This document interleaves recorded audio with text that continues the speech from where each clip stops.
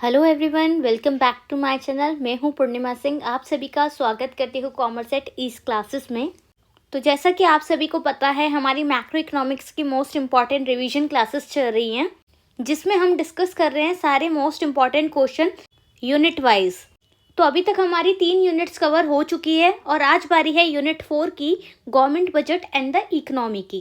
तो अगर आप चैनल पर पहली बार आए हैं तो प्लीज़ चैनल को सब्सक्राइब कर लीजिए एंड बेल आइकन प्रेस कर लीजिए, ताकि ऐसी ही मैक्रो इकोनॉमिक्स, इंडियन इकोनॉमिक्स से रिलेटेड सभी इंपॉर्टेंट क्लासेस आपको इजीली मिल सके।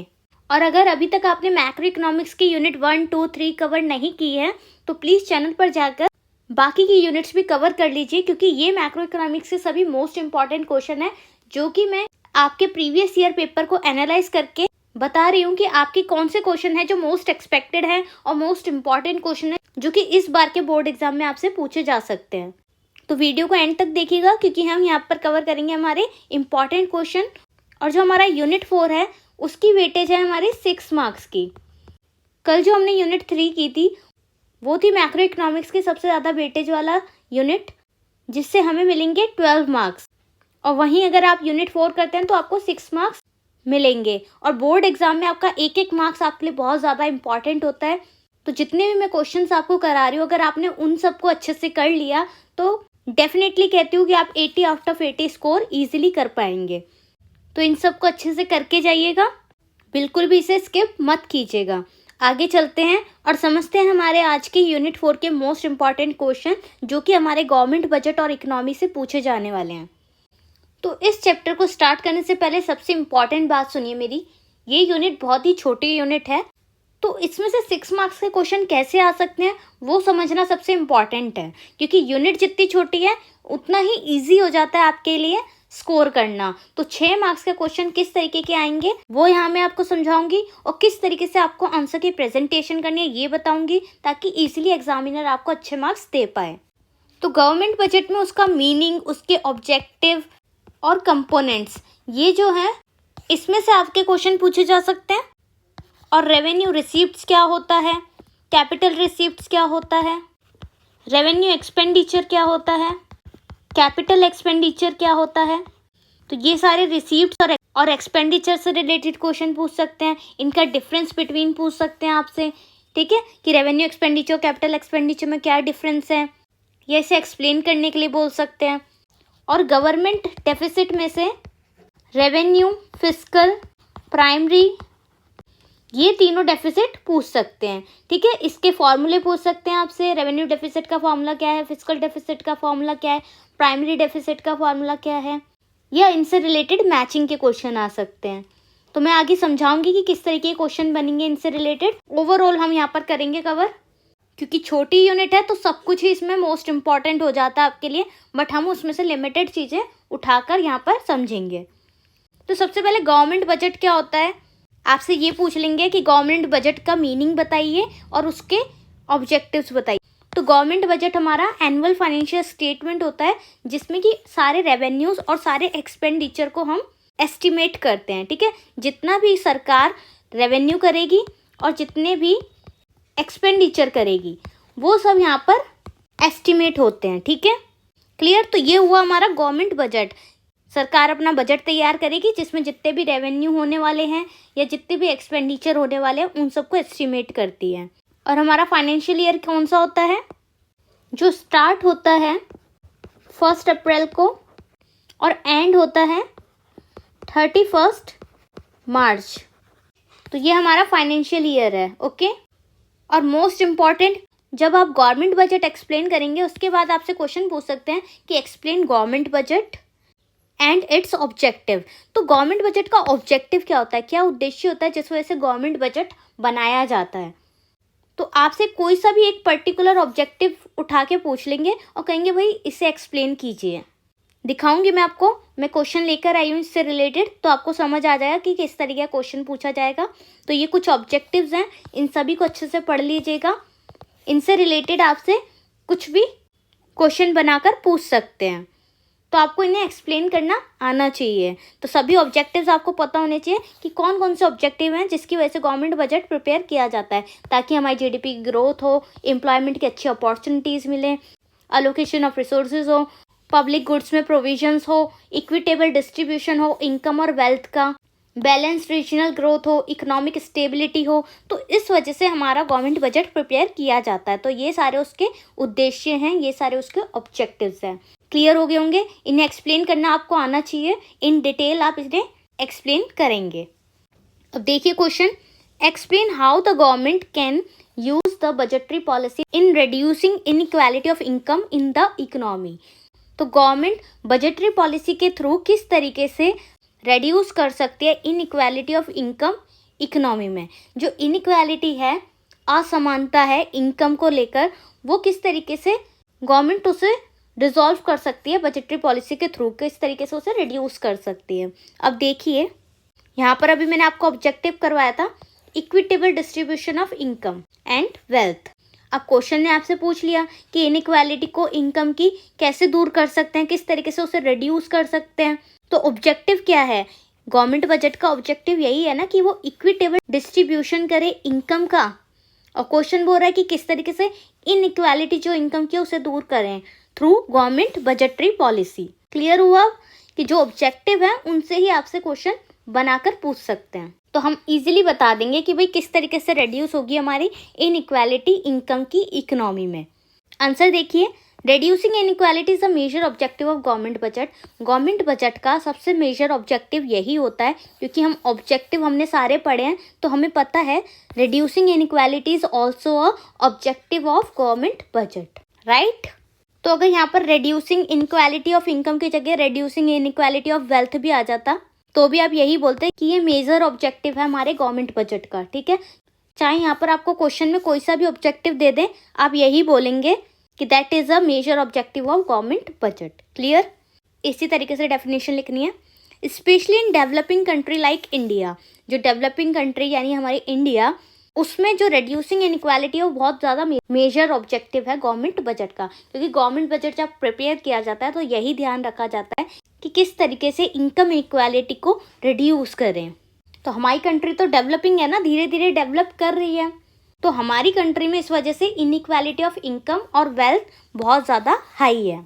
समझा दिया आपने कि हमारी कंट्री में ऐसा चल रहा है भाई, इनकम और वेल्थ को लेकर इनइक्वालिटी का सीन। ओके, अब उसे करेक्ट कैसे करेंगे, उसे रिड्यूस कैसे करेंगे, वो एक्सप्लेन करोगे आप बताओगे कि गवर्नमेंट यूज़ करेंगे कुछ फाइनेंशियल टूल्स। अब सरकार के पास कौन से फाइनेंशियल टूल्स हैं? दो फाइनेंशियल टूल्स हैं, टैक्सेशन और सब्सिडीज़। या तो गवर्नमेंट टैक्स रेड्यूस या इंक्रीज करेगी या सब्सिडीज प्रोवाइड करेगी, यही दो काम कर सकती है सरकार, क्योंकि गवर्नमेंट के पास यही फाइनेंशियल टूल्स हैं जिनके थ्रू वो इजीली इकोनॉमी को स्टेबल कर सकती है to enhance equal distribution of income and wealth. Clear. अब इक्विटी लाने के लिए इनकम में प्रोग्रेसिव टैक्स स्ट्रक्चर को फॉलो करते हैं हमारे इंडिया में। प्रोग्रेसिव टैक्स स्ट्रक्चर क्या होता है?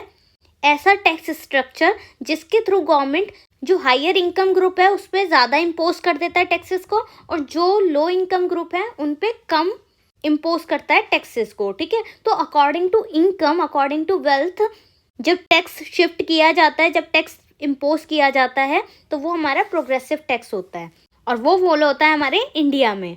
तो देखिए, imposes higher burden of taxes on higher income group, ज़्यादा टैक्स ज़्यादा इनकम ग्रुप को, and lesser burden on lower income group, और कम टैक्स कम इनकम ग्रुप वाले लोगों को, ठीक है। और जो लोग अर्न करते हैं बिलो सब्सटेंशियल लिमिट, वो एग्जेम्प्टेड होते हैं फ्रॉम पेमेंट ऑफ टैक्सेस। तो यहाँ पर आप एक एक करके सब कुछ बता रहे हैं टैक्सेस से रिलेटेड कि भाई टैक्स कौन पे करेगा कौन नहीं करेगा। हमारे यहाँ पर प्रोग्रेसिव टैक्स है, तो आप सब कुछ बताते जा रहे हैं related to inequality of income. और जहाँ बात बजटरी पॉलिसी की हो रही है तो वहाँ गवर्नमेंट की बात होगी, गवर्नमेंट की बात हो रही है तो फाइनेंशियल टूल्स की बात होगी। फाइनेंशियल टूल्स हमारे कौन से हैं? टैक्सेशन और सब्सिडीज़। तो किस पे टैक्स इम्पोज करेंगे, किसको सब्सिडीज प्रोवाइड करेंगे, ये सभी आपको यहाँ पर एक्सप्लेन करना है। Clear. Last one is the additional income generated from higher income group is redistributed by the government in the form of subsidies. तो जो हायर इनकम ग्रुप से इनकम जनरेट होती है गवर्नमेंट की, वो एज अ सब्सिडीज प्रोवाइड कर दी जाती है पुअर सेक्शन को, ठीक है। जो हमारी इकोनॉमी में बिलो द पॉवर्टी लाइन लोग आते हैं उनको सब्सिडीज प्रोवाइड कर दी जाती है ताकि उससे वेलफेयर हो सके। ठीक है, मेनली ऑब्जेक्टिव गवर्नमेंट का यही है कि वो सोसाइटी में, इकोनॉमी में वेलफेयर ला सके। तो वेलफेयर लाने के लिए वो यही काम करता है कि अमीरों से पैसा लेता है और गरीबों में पैसा बांटता है थ्रू सब्सिडीज़। तो एलपीजी की भी सब्सिडीज़ प्रोवाइड करती है गवर्नमेंट, जो कि हमारा बहुत ही अच्छा एग्जाम्पल है रीडिस्ट्रीब्यूशन ऑफ इनकम का। तो रीडिस्ट्रीब्यूशन कब करते हैं? जब हायर इनकम ग्रुप से हम इनकम जनरेट करते हैं और फिर उस इनकम को जनरेट करने के बाद एज अ सब्सिडीज प्रोवाइड कर देते हैं पुअर इनकम ग्रुप या फिर पुअर सेक्शन सोसाइटी को। क्लियर हुआ सब कुछ? बहुत ही इंटरेस्टिंग टॉपिक है ये, क्योंकि ये बेसिक चीज़ें हैं जो आप सभी को पता है, बस उन सब चीज़ों को किस तरीके से इम्प्लीमेंट करना है ये सब मैं आपको समझा रही हूँ यहाँ पर। ठीक है, तो ये बहुत ही इंपॉर्टेंट क्वेश्चन है। इस तरीके के क्वेश्चन आपके बनकर आएंगे related to government budget and its objective. Okay, तो ये ऑब्जेक्टिव था हमारा, तो मैंने आपको ये भी बता दिया ये जो ऑब्जेक्टिव है हमारे वो किस तरीके से पूछे जा सकते हैं एज अ क्वेश्चन। ओके, तो आगे चलते हैं। स्क्रीनशॉट ले लीजिएगा, जो भी इंपॉर्टेंट लग रहा है, जो भी याद करना है आपको, उन सब का स्क्रीनशॉट ले लीजिएगा। समझा मैंने आपको अच्छे से दिया है, अब आप बस जल्दी जल्दी इसकी रीडिंग करिए और जब एग्जाम में पूछा जाए तो इसी तरीके से इसके प्रेजेंटेशन करके आइएगा। ओके, आगे चलते हैं। Components of the budget, budget के जो कंपोनेंट्स हैं उनसे भी आपके क्वेश्चन पूछे जा सकते हैं। मैंने पहले ही बता दिया आपको, डिफरेंस बिटवीन पूछा जा सकता है रेवेन्यू रिसीप्ट्स कैपिटल रिसीप्ट्स में, रेवेन्यू एक्सपेंडिचर कैपिटल एक्सपेंडिचर में। ओके, इनसे रिलेटेड इनकी डेफिनेशंस पूछी जा सकती है, इनके फॉर्मूले पूछे जा सकते हैं, तो वो सब आपको करके जाना है। अब रेवेन्यू रिसीप्ट्स में दो टाइप की रेवेन्यू होती है गवर्नमेंट की, टैक्स से होने वाली रेवेन्यू और नॉन टैक्स रेवेन्यू। और टैक्स रेवेन्यू में दो टैक्सेस आएंगे, एक डायरेक्ट टैक्स आता है, एक इनडायरेक्ट टैक्स आता है। डायरेक्ट टैक्स का एग्जांपल है हमारा income tax, expenditure tax, wealth tax, corporate tax. Indirect tax का है custom duty, sales tax, service tax. ये सारे जो टैक्स है वो इनडायरेक्टली आप सभी से लिए जाते हैं, बट डायरेक्ट टैक्स जो है वो पर्टिकुलर पर्सन पे ही पड़ता है जो उस चीज़ का बेनिफिट उठा रहा हो। ठीक है, अब मेरी इनकम ज़्यादा है तो मैं ही तो इनकम टैक्स पे करूँगी, कोई और थोड़ी ना करेगा। तो ये डायरेक्टली उसी पर्सन को पे करना होता है जिस पे इम्पोज हुआ है। समझ आया? तो ये टैक्स रेवेन्यू के दो कंपोनेंट्स हैं। और नॉन टैक्स रेवेन्यू, बिना टैक्स के जो रेवेन्यू हो रहा है, जो इनकम हो रही है, इंटरेस्ट और प्रॉफिट के थ्रू, डिविडेंड्स के थ्रू, फीस और फाइन्स के थ्रू गवर्नमेंट की जब इनकम होती है वो नॉन टैक्स रेवेन्यू होते हैं गवर्नमेंट के। तो ये सारी हमारी गवर्नमेंट की रेवेन्यू रिसीप्ट्स हो गई। तो रिसीप्ट्स कहाँ से हो रही है सरकार की? टैक्सेस से और नॉन टैक्सेस रेवेन्यू से। क्लियर? और टैक्सेस में दो टाइप है, डायरेक्ट और इनडायरेक्ट टैक्स, और इनसे आपका क्वेश्चन बन सकता है। ये भी आपका मोस्ट इंपॉर्टेंट है, डायरेक्ट और इनडायरेक्ट टैक्स। इसे अच्छे से करके जाइएगा और फिर जब उसका डिफ्रेंशिएट बताओगे उसके बाद लास्ट में एग्जाम्पल ज़रूर दीजिएगा इनडायरेक्ट और डायरेक्ट टैक्सेस के। क्लियर?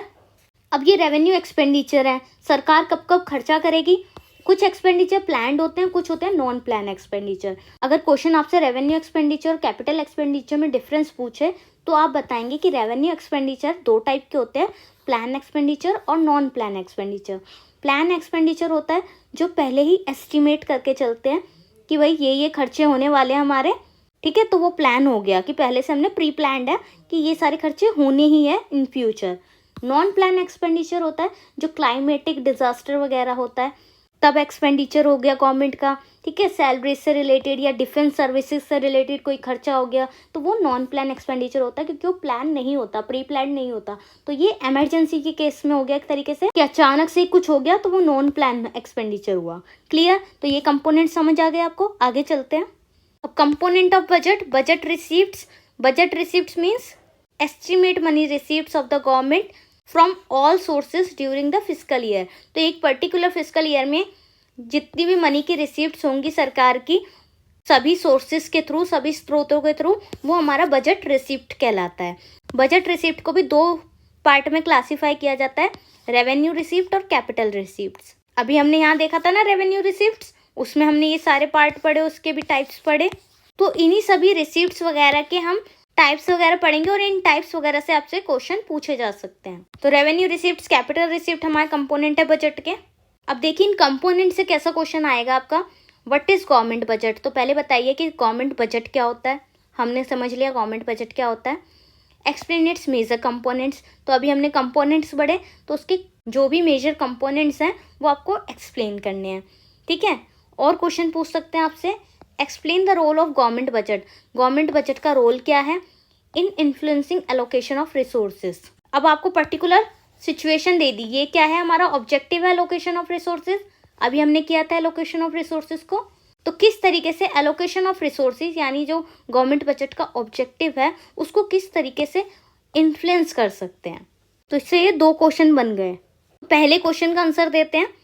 पहले हम बताएंगे गवर्नमेंट बजट क्या होता है। फाइनेंशियल स्टेटमेंट होती है जिसमें सारी हमारी रिसीप्ट्स और एक्सपेंडिचर आते हैं। फाइनेंशियल ईयर हमारा कौन सा होता है 1 अप्रैल टू 31 मार्च। और गवर्नमेंट बजट के 2 कंपोनेंट्स हैं, budget receipts and budget expenditure. यानी जब गवर्नमेंट बजट प्रिपेयर करती है तो कौन से 2 एस्टिमेट्स की बात करती है, रिसीप्ट्स एंड एक्सपेंडिचर के। तो बजट रिसीप्ट और बजट एक्सपेंडिचर उसके 2 कंपोनेंट्स हैं। देखिए यहाँ हमने बजट रिसीप्ट को डिस्कस कर रखा है और यहाँ बजट एक्सपेंडिचर को। क्लियर?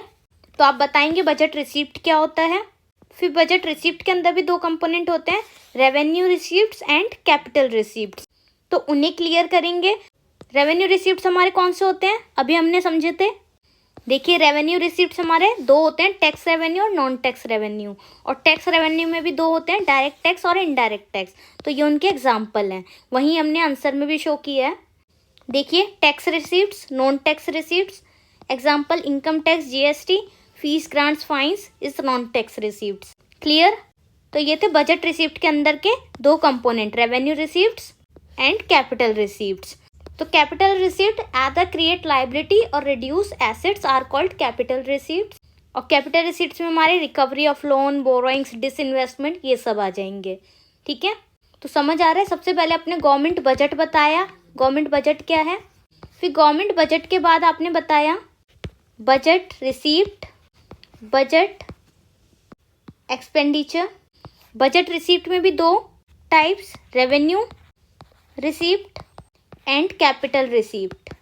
क्लियर? और रेवेन्यू रिसीप्ट्स में हमने 2 पढ़े थे, tax revenue, non tax revenue. और टैक्स में 2, डायरेक्ट और इनडायरेक्ट टैक्स। क्लियर हुआ? तो एक क्वेश्चन में आपको कितना कुछ बताना है। तो सबसे पहले आपको गवर्नमेंट बजट बताना है, फिर उसके कंपोनेंट बताने हैं, budget receipt, budget expenditure. Budget receipt में revenue receipt, capital receipt. Revenue receipts में टैक्स रेवेन्यू आता है, नॉन टैक्स रेवेन्यू आता है। और टैक्स रेवेन्यू में 2 टाइप के होते हैं, direct tax and indirect tax. Clear हुआ? अब बजट एक्सपेंडिचर देखते हैं। बजट एक्सपेंडिचर में क्या क्या आएगा। बजट एक्सपेंडिचर में आपका revenue expenditure, capital expenditure, plan and non plan expenditure ये आएंगे। तो रेवेन्यू एक्सपेंडिचर हमारा interest payment, defence purchase, subsidy ये सब हमारे रेवेन्यू एक्सपेंडिचर में आ जाएंगे। और कैपिटल एक्सपेंडिचर मशीन परचेज कर ली, लोन टू स्टेट गवर्नमेंट हो गया, ये हमारा कैपिटल से रिलेटेड एक्सपेंडिचर हो जाएगा। इसमें भी हमने 2 पढ़े थे, plan and non plan expenditure. देखो revenue expenditure, plan expenditure, non plan expenditure करवा दिया ना आपको सभी। तो आप बताएंगे प्लान एक्सपेंडिचर क्या होता है, नॉन प्लान एक्सपेंडिचर क्या होता है, और एग्जाम्पल बताएंगे plan and non plan expenditure के।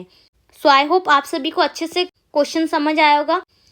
तो अगर आपसे ये क्वेश्चन पूछते हैं तो डायरेक्ट 6 मार्क्स का यही क्वेश्चन बन जाएगा जिसमें आपका सब कुछ आ जाएगा। ठीक है, तो डायरेक्टली 6 मार्क्स के लिए आपको पूछ लेंगे कि गवर्नमेंट बजट क्या है, उसके सारे कंपोनेंट्स बताइए, एक्सप्लेन करें उसके मेजर कंपोनेंट्स। तो ये देख लीजिएगा, आपको समझ आ जाएगा आपको क्या क्या एक्सप्लेन करना है। ठीक है, और बजट एक्सपेंडिचर में भी सेम है, revenue expenditure and capital expenditure. और रेवेन्यू एक्सपेंडिचर जो होगा उसमें 2 टाइप आएंगे, plan and non plan expenditure. Clear है? ये देखिए।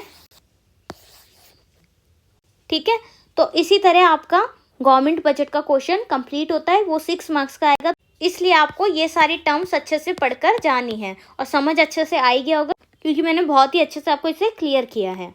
आगे चलते हैं।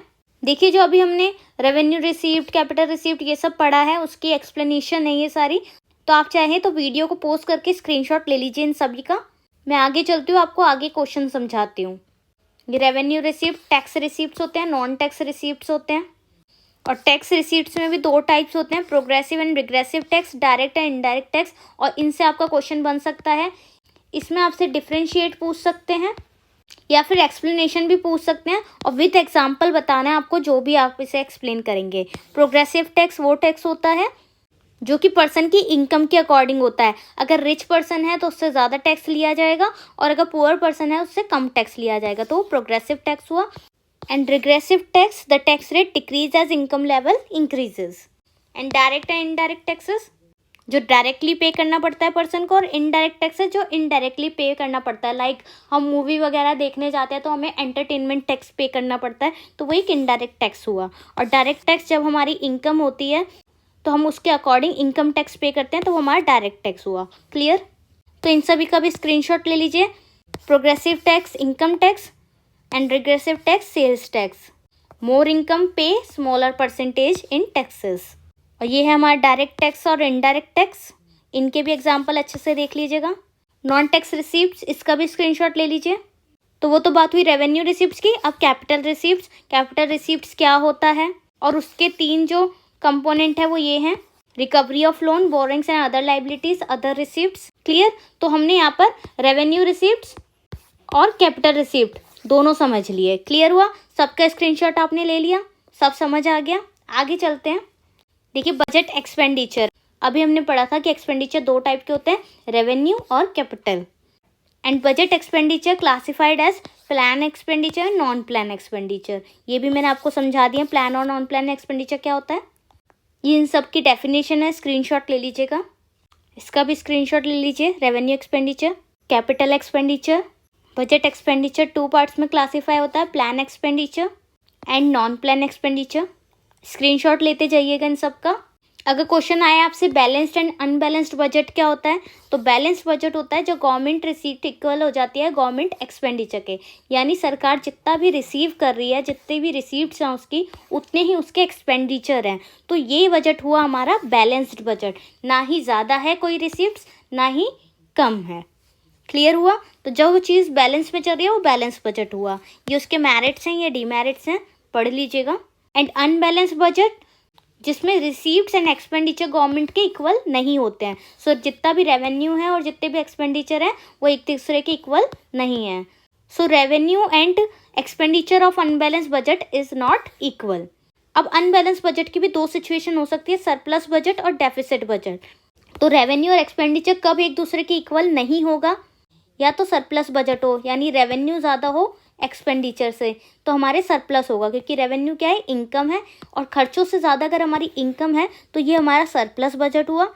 डेफिसिट बजट कब होगा, जब हमारे रेवेन्यू कम है और एक्सपेंडिचर ज़्यादा है, यानी हमारे खर्चे ज़्यादा हैं और इनकम कम है, तो वो डेफिसिट बजट होगा। क्लियर हुआ? तो अगर आपसे क्वेश्चन पूछ लेते हैं explain surplus budget and deficit budget, तो अब आप बता देंगे, विद एग्जाम्पल बताइएगा कि सरप्लस बजट है तो रेवेन्यू ज़्यादा है एक्सपेंडिचर से, एंड डेफिसिट बजट है तो रेवेन्यू कम है एक्सपेंडिचर से, एक्सपेंडिचर ज़्यादा है। क्लियर? तो इस वजह से इसे अनबैलेंस बजट में कंसिडर किया जाता है, क्योंकि जो बैलेंस्ड होता है वो तो एक दूसरे के इक्वल होता है, जितना रेवेन्यू है उतना ही एक्सपेंडिचर है। आगे चलें। ये अनबैलेंस बजट में आपको सरप्लस बजट करा रखा है, देख लीजिएगा, वही सब समझा रखा है जो मैंने अभी आपको समझाया।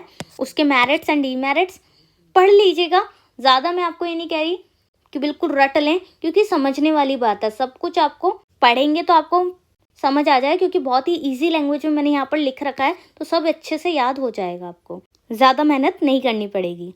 ये डेफिसिट बजट है अनबैलेंस बजट में। तो डेफिसिट कब होता है, जब रेवेन्यू कम होते हैं और एक्सपेंडिचर ज़्यादा होते हैं। इसके भी मेरिट्स एंड डीमेरिट्स पढ़ लीजिएगा और स्क्रीनशॉट ले लीजिए जल्दी से इसका। अब बजट का सब समझ आ गया, बजट डेफिसिट को समझते हैं। बजट डेफिसिट को हम गवर्नमेंट डेफिसिट भी बोलते हैं। डेफिसिट क्या होता है, डेफिसिट होता है घाटा होना, ठीक है। तो घाटा कब होगा, जब हमारे खर्चे ज़्यादा होंगे हमारी इनकम से, तो वो हमारा बजट डेफिसिट होगा। तो बजट डेफिसिट में हम पढ़ते हैं 3 चीज़ें, रेवेन्यू डेफिसिट, फिस्कल डेफिसिट और प्राइमरी डेफिसिट। और ये आपका मोस्ट इंपॉर्टेंट डेफिसिट्स हैं। इस पे क्वेश्चन आपके आ सकते हैं, मैचिंग का क्वेश्चन आ सकता है कि आपको फिस्कल डेफिसिट दे दिया और पूछा कि उसका फॉर्मूला कौन सा है, ठीक है। तो ऐसे सभी के आपको फॉर्मूले लिखे होंगे और इसके साथ इनके नेम लिखे होंगे, तो आपको मैच करना होगा। रेवेन्यू डेफिसिट का फॉर्मूला कौन सा है, प्राइमरी डेफिसिट का फॉर्मूला कौन सा है, फिस्कल डेफिसिट का फॉर्मूला कौन सा है, ठीक है। तो सारे फॉर्मूले मैं कराऊंगी, देखिए अभी। ये रे types of budget deficit. Budget deficit equal होता है टोटल एक्सपेंडिचर माइनस टोटल रिसीव्ड्स। तो बजट डेफिसिट में हमने क्या पढ़े थे, जितने भी हमारे खर्चे हैं और जितने भी हमारी इनकम्स है, हमारे रेवेन्यू हैं, तो वो होता है हमारा बजट डेफिसिट। तो बजट डेफिसिट अगर फॉर्मूला पूछें तो total expenditure minus total receipts. वहीं बात करें रेवेन्यू डेफिसिट की, तो जितने भी हमारे रेवेन्यू में होने वाले खर्चे हैं और जितने भी रेवेन्यू से होने वाले रिसीप्ट्स हैं वो एक दूसरे से माइनस हो जाएंगे। तो total revenue expenditure minus total revenue receipts is equals to revenue deficit. Fiscal deficit क्या होगा? बस ये याद करने वाला है आपका फिस्कल डेफिसिट। और इसको याद करने के लिए आपको बता दूं, जिसमें एक्सक्लूडिंग बोरोइंग्स होगा ना, वो आपका फिस्कल डेफिसिट होगा। FD is equals to excluding borrowings, तो आपको याद रहेगा ये। तो फिस्कल डेफिसिट के लिए जितने भी हमारे एक्सपेंडिचर हैं, जितने भी हमारे रिसीप्ट्स हैं, यानी बजट डेफिसिट, ठीक है, total expenditure total receipts, budget deficit minus capital receipts excluding borrowings, तो बोरोइंग्स एक्सक्लूड हो जाएगी हमारे फिस्कल डेफिसिट में। एक और बात ध्यान रखिएगा, जब फिस्कल डेफिसिट आपसे पूछेंगे तो आपके पास ऑप्शन ऐसा भी होगा कि budget deficit minus capital receipts excluding borrowings. Clear? क्योंकि ये टोटल एक्सपेंडिचर और रेवेन्यू रिसीप्ट जो है वो बजट डेफिसिट है, तो फिस्कल डेफिसिट इक्वल हो जाएगा हमारे बजट डेफिसिट से minus capital receipts excluding borrowings. तो कंफ्यूज मत होइएगा। एंड प्राइमरी डेफिसिट के लिए जो भी हमारा फिस्कल डेफिसिट होगा उसमें से इंटरेस्ट की पेमेंट्स को माइनस कर देंगे, तो हम इजीली प्राइमरी डेफिसिट तक पहुंच पाएंगे। तो प्राइमरी डेफिसिट निकालने के लिए आपको फिस्कल डेफिसिट पता होना चाहिए माइनस इंटरेस्ट पेमेंट्स। क्लियर? तो इसकी मैचिंग आ सकती है, इससे रिलेटेड ट्रू फॉल्स आ सकते हैं, इससे रिलेटेड शॉर्ट क्वेश्चंस बन सकते हैं, आपके MCQs आ सकते हैं, ठीक है। तो इसको ज़रूर करके जाना है, ठीक है, मोस्ट इम्पॉर्टेंट है आपके लिए।